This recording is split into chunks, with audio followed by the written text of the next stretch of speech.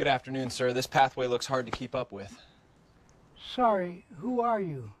My name is Bright. I'd be happy to help clean it up. My arthritis got worse. Then the HOA fined me $640. You don't have to deal with this alone. I'll take care of it.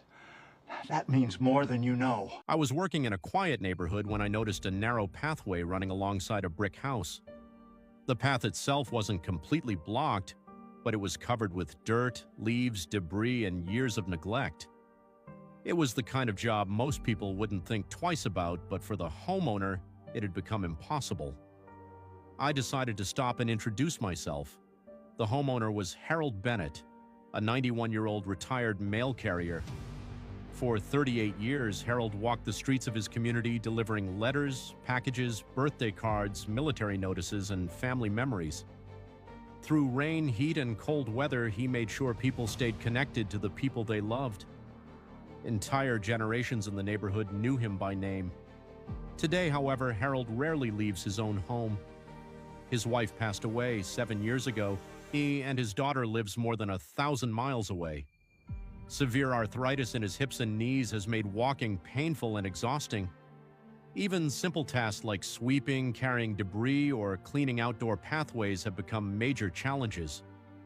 Over time, the pathway beside his home became increasingly dirty and unsafe. Wet leaves, soil buildup, and debris created a slippery surface that worried Harold every time he needed to walk outside. Then another problem arrived. The HOA inspected the property and issued a violation notice. According to the letter, the pathway was considered a safety hazard because it was not being properly maintained. Harold was given a $640 fine and warned that additional penalties could follow if the area wasn't cleaned. When he showed me the notice, I could see the frustration in his eyes. And he wasn't ignoring the problem. He simply didn't have the physical ability to keep up with the work anymore. I introduced myself as Bright and asked if I could help. After receiving permission, I spent the day clearing debris, blowing away leaves and dirt, cleaning the pathway, trimming problem areas, and making the space safe to walk on again. Slowly, the path began to look clean and accessible. When everything was finished, Harold carefully walked outside to take a look. For a few moments, he simply stood there smiling.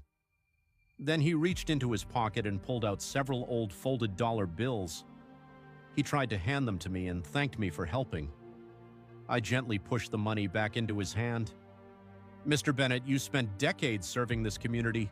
Let me do this for you." Harold's eyes immediately became watery. He nodded,